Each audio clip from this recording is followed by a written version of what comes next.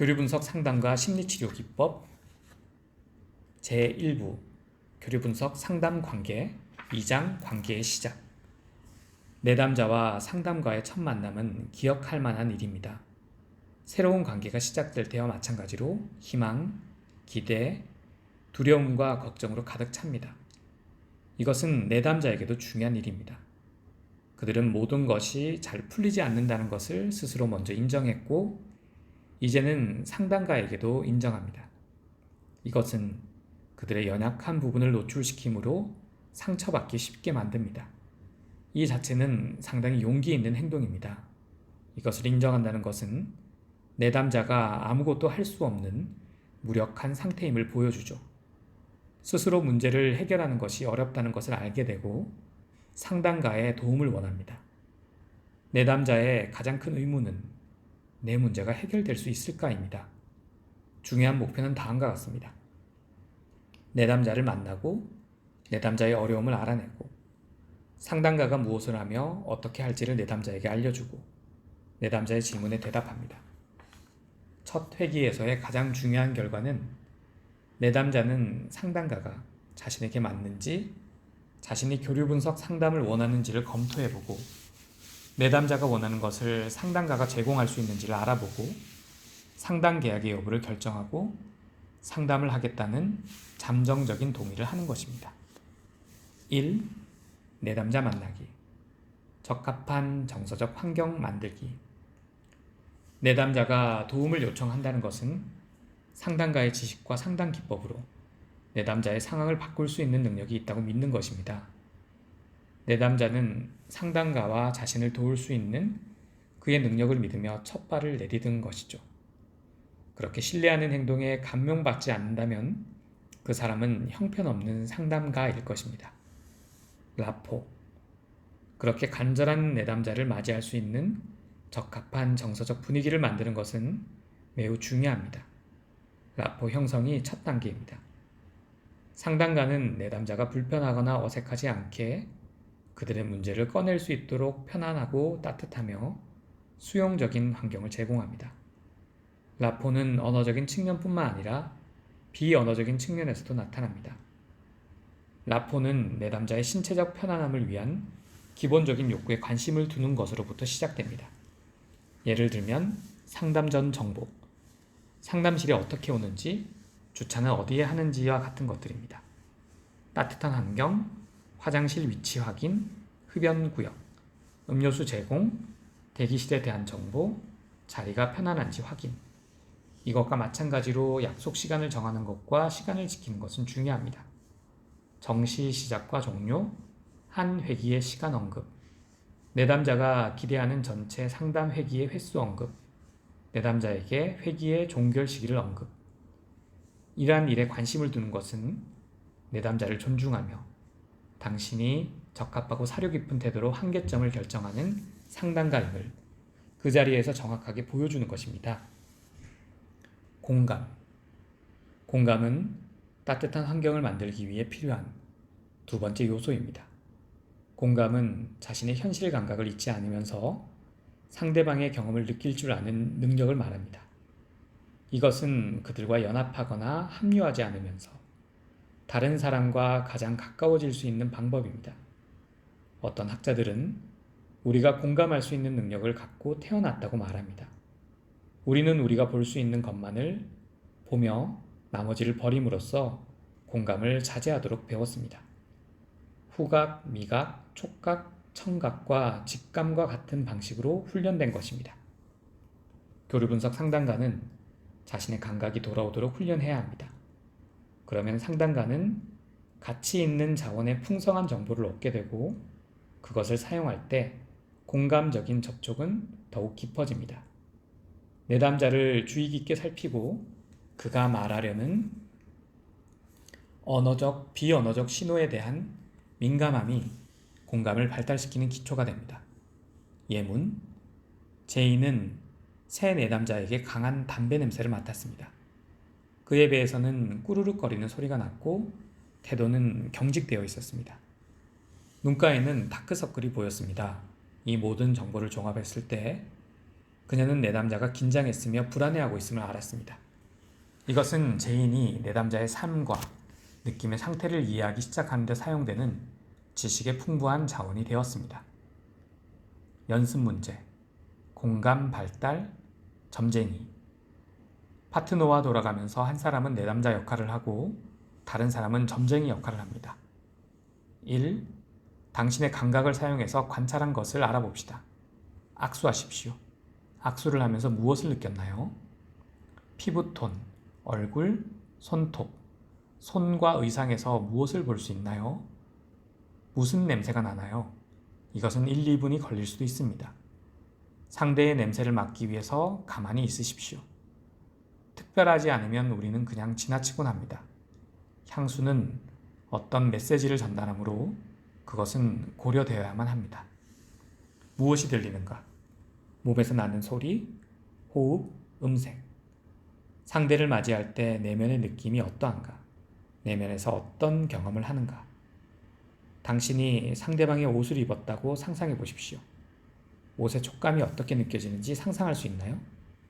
상대방이 어떠한 맛을 느낄지 상상해 보십시오.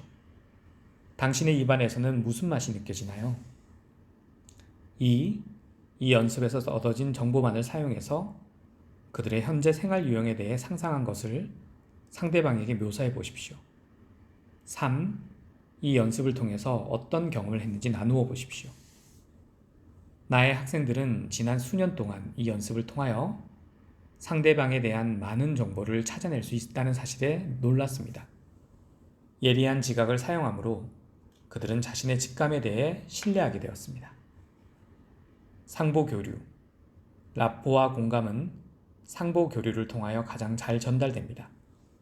내담자와 같은 언어를 사용하므로 처음부터 상담가가 그들의 입장을 이해한다는 것을 확인시켜줍니다. 이것은 내담자가 언급하는 자아 상태 혹은 상담가의 부분에 반응하는 것으로 이루어집니다. 자아 상태의 기능 모델은 사람들이 어떻게 소통하는지 이해하도록 안내해줍니다. 내담자가 어떤 자아 상태로 이야기하는지 관찰함으로써 상담가는 내담자가 인간관계에서 어떤 자아 상태가 주도적인지를 알아낼 수 있습니다. 각각의 자아 상태는 독특한 방법으로 기능합니다. 자아 상태 모델은 그림 2.1과 같으며 세 개의 영역은 다음과 같습니다. 어버이 자아. 어버이 자아는 가치, 견해, 판단을 통해 작동하고 독특한 두 가지 기능을 가지고 있습니다. 양육적 어버이 MP는 양육, 지지 그리고 보살핌을 제공하며 비판적 어버이 CP는 안전한 경계와 한계를 제공합니다. 하지만 부정적인 기능도 가지고 있습니다. 양육적 어버이는 과잉 보호로 인하여 숨막히게 할 수도 있고 비판적 어버이는 지나친 통제와 비판을 할 수도 있습니다. 어른자. 어른자 A는 합리성과 객관성의 영역입니다. 어버이 자아와 어린이 자아를 조절하기 위해서 이 두 자아 사이에 중재자 역할을 합니다. 외부 세계를 조사하고 계산하여 내적 견해의 현실성을 가져옵니다. 어린이 자아. 어린이 자아는 감정과 본능적인 반응으로 자신을 표현하고 욕구를 만족시키며 독특한 두 가지 기능을 가지고 있습니다. 자연스러운 혹은 자유스러운 어린이 FC는 사회에 물들지 않는 방법으로 즉각적인 반응을 합니다. 순응한 어린이 AC는 동일화된 사회 지식에 근거하여 반응하며 자신의 참된 감정을 억제하고 다른 사람의 기대에 부응하려고 합니다. 예문. 메리는 남편의 죽음에 압도당하여 마음에서 우러나오는 양육적인 반응을 원했습니다. 그림 2.2는 메리의 의사소통 교류를 보여줍니다. 메리는 순응한 어린이 자아입니다. 그녀는 양육적 어버이 자아로 상담가에게 보내고 S1, 상담가는 양육적 반응 R1으로 받아 어린이 자아로 보냅니다. 메리 S1, 어디서 시작해야 할지를 모르겠습니다. 모든 것에 압도당하고 있어요. AC, 순응한 어린이자. 상담가 아론, 어디든지 괜찮아요. 편하게 느껴지는 데서 시작하세요. 당신이 원하는 모든 것을 말하려면 시간이 걸릴 테니까요. MP. 사례, 톰. 톰은 상담실에 약속 시간보다 20분 일찍 나타났습니다. 그는 자신이 일찍 도착하여 불편을 준 것에 대해 당황한 듯 거듭 사과했습니다. 그는 주름 한 점 없이 아주 잘 다려진 양복과 하얗고 깨끗한 셔츠, 깔끔한 넥타이와 반짝이는 검정 구두를 신고 왔습니다. 잠시 멈칫한 후 그는 다시 나갔다가 약속한 시간에 돌아오겠다고 했습니다. 상담가는 그를 따뜻하게 맞으며 라포, 사람들은 때때로 중요한 약속에 일찍 도착한다고 말하고 공감, 그에게 차를 권하며 어디에서 기다릴지를 가르쳐 주었습니다. 라포. 그러자 톰의 표정이 눈에 띄게 이완되었습니다. 교류에 있어서 언어적 수준에서의 교환은 다음과 같습니다. 톰, S1. 일찍 도착해서 죄송합니다. 방해가 되었나요? 상담가, R1. 아니에요. 당신을 만나서 반가워요. 사람들은 때때로 중요한 약속에 일찍 오곤 해요.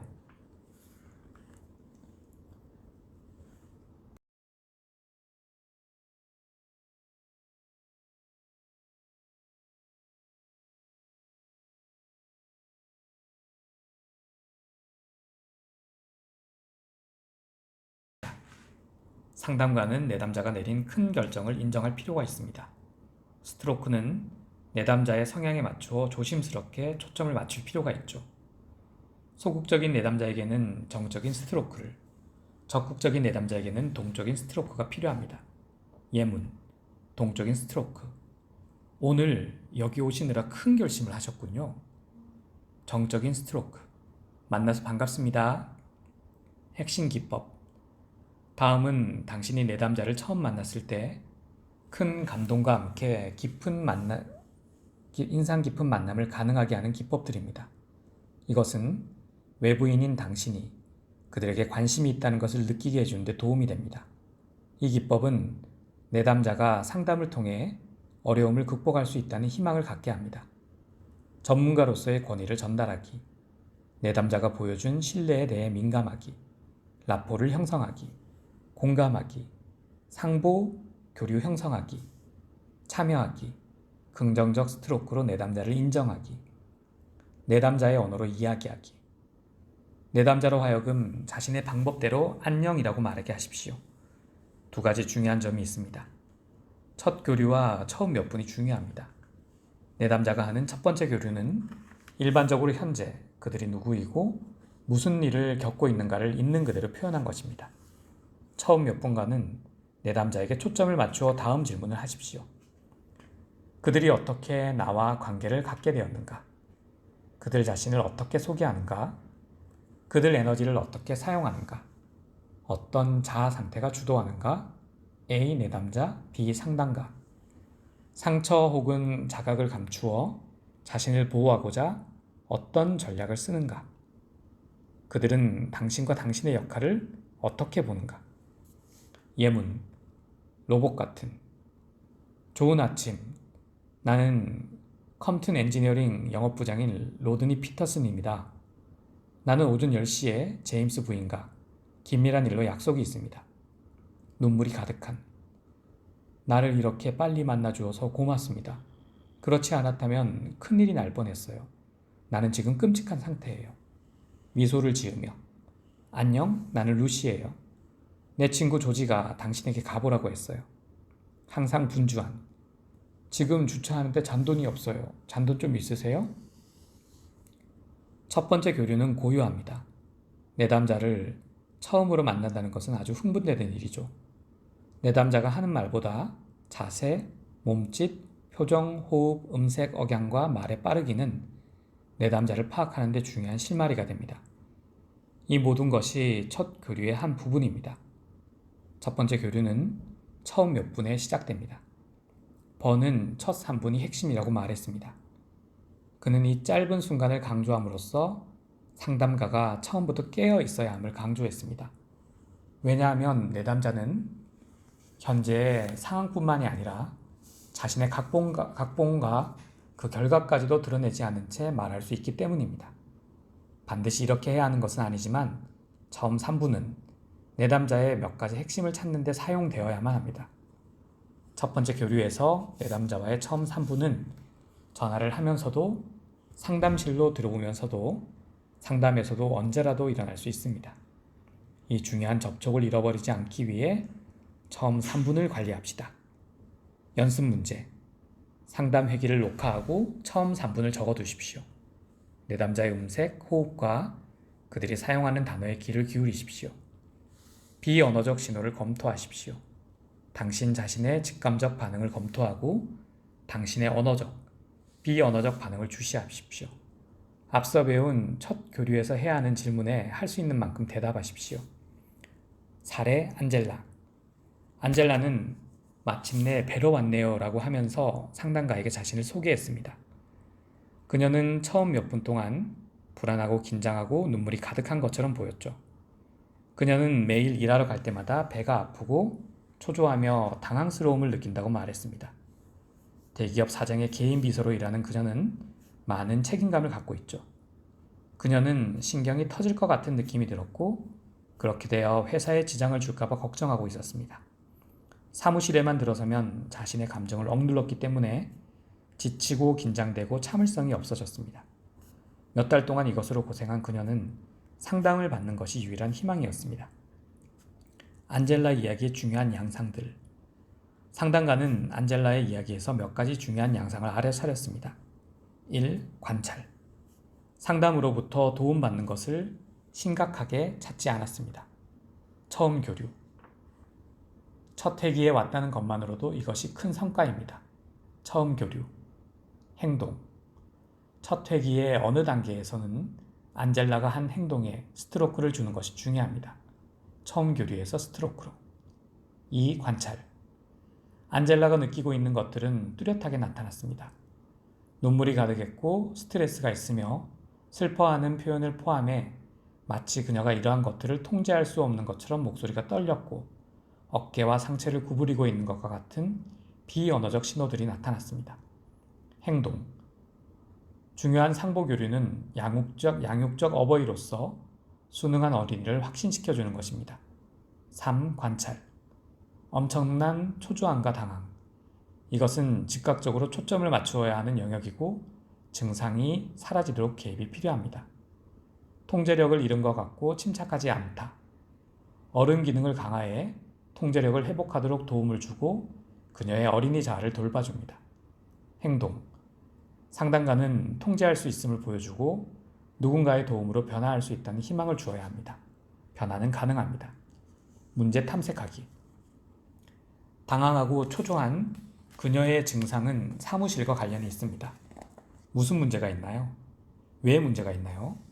사무실과 증상 사이의 관계에 대한 안젤라의 자각을 일깨워 주십시오. 나타난 문제가 진짜 문제인지 아니면 다른 문제를 가리고 있는 것인지 나중에 자각 발달의 2단계에서 탐색하십시오. 상담만이 희망이다. 만약 상담이 잘 되지 않는다면 안젤라에게 어떤 일이 일어날 것인가요? 이것에 대해 안젤라에게 물어보십시오. 해결하기 위해 무엇을 했나요? 그것들은 왜 작동하지 않았나요? 실패에는 어떤 패턴이 있나요? 이 패턴이 상담에서 발생할 수 있을까요? 그렇다면 어떻게 나타날까요? 첫 상담 계획. 상담가는 상처받기 쉬운 사람에게 잘 맞추어야 한다는 압력을 받습니다. 실패는 되도록 피해야 합니다. 상담가는 편안하고 침착하게 공감을 하면서 내담자의 경험에 휩쓸리지 말아야 합니다. 즉각적인 목표는 안젤라가 자신의 감정을 통제할 수 있도록 돕는 것입니다. 안젤라가 이것을 원하는지 나중에 알아보십시오. 상담 결과는 내담자가 어른 자아 상태에 머무를 수 있는 능력과 감정 조절에 달려 있습니다. 이것이 어느 정도까지 가능한지는 아직 정확하지 않지만 2, 3회기 후에 재검토하십시오. 핵심 기법. 상담가의 감정적인 반응의 관리와 유지. 이것을 돕기 위하여 마음을 가다듬을 수 있도록 상담 회기 전에 여유를 가지십시오.